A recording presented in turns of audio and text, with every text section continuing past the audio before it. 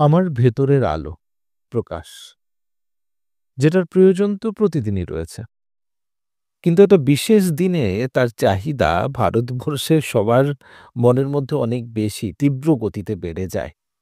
আমরা বুঝতে পারি না যে ভিতরের আলোটাকে আমি কি করে এইভাবে জ্বালিয়ে রাখবো, যাতে সারাটা জীবন আমার জীবনে অন্ধকার এলেও সেই আলোর জোর এতটা থাকবে যে সেই অন্ধকার আর অন্ধকার মনে হবে না। কি করা যেতে পারে? একটা মূলভূত উপায় আজকে বলি, করুণ করে দেখুন। সারা জীবন জীবনে আলোর অভাব হবে না। আমরা ভাবি যে আমরা যখন অন্য মানুষের সামনে যাই, তখনই তার নেতিবাচক চিন্তা, তার ভাবনা, সে কি নিয়ে আমার জন্য কি প্রকারের ষড়যন্ত্র করছে, আসলে খারাপ তো অন্য মানুষই করে দেয়। আমরা তো এটাই ভাবি। আমরা সব ঠিক রয়েছি।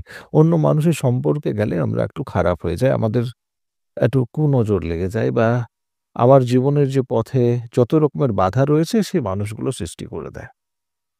তো আজ থেকে যখনই আপনি সেই মানুষের কাছে যাবেন, তখন নিজেকে বিনম্র রাখবেন। আজকে মানুষ ভাবে যে আমি তো এরকমই থাকি।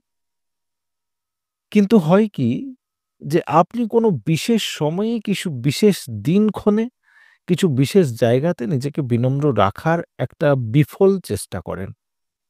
আর সেই সময়টা পেরিয়ে গেলে আপনি যখন বাড়িতে আসেন তখন আপনার মনের মধ্যে সেই মানুষের নিয়ে শুধু খারাপ চিন্তা ভাবনা থাকে।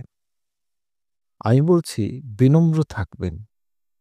কারণ সেই মানুষের নিয়ে যত রকমের চিন্তা আপনি ঘরে করছেন সেটাও করা যাবে না। আপনি তার সামনে করছেন না খুব ভালো। কিন্তু একাতে নিজে বসে, বসে করছেন সেটা বেশি ক্ষতিকারক। তার থেকে অনেক ভালো যে তার সামনে কিছু বলে দিন। আপনাকে বিনম্র থাকতে হবে। আপনাকে গ্রাউন্ডেড থাকতে হবে। আপনাকে সেই মানুষের ভাবনা চিন্তার প্রভাবকে নিজের অন্তরে যে প্রবিষ্ট করার দরজা রয়েছে সেটাকে বন্ধ করে দিতে হবে। তার নিয়ে কোনো রকমের কোনো খারাপ ভাবনা, সে জীবনে কি করে গেল, তুমি কি করতে পারলে না, তার চিন্তা এগুলোকে বন্ধ করতে হবে। যে এই কালীপুজোতে সেই মানুষটা কি এরকম জিনিস নিয়ে নিল যেটা আমি নিতে পারলাম না, বা আমি যেটা নিয়েছি সেই মানুষটা নিতে পারেনি তার জন্য এত খারাপ ভাবনা, এগুলোকে বন্ধ করতে হবে।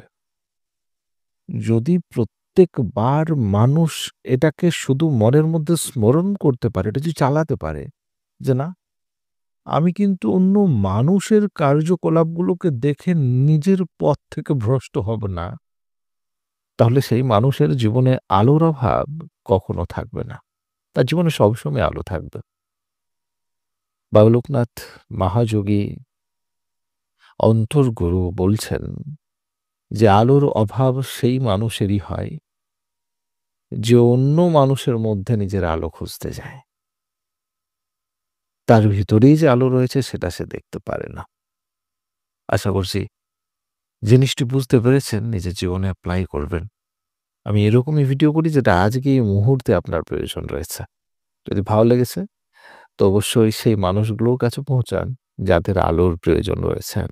আবার দেখা হচ্ছে একটা অন্য ভিডিওতে। অনেক, অনেক ধন্যবাদ আপনাদের বহুমূল্য সময় দেওয়ার জন্য।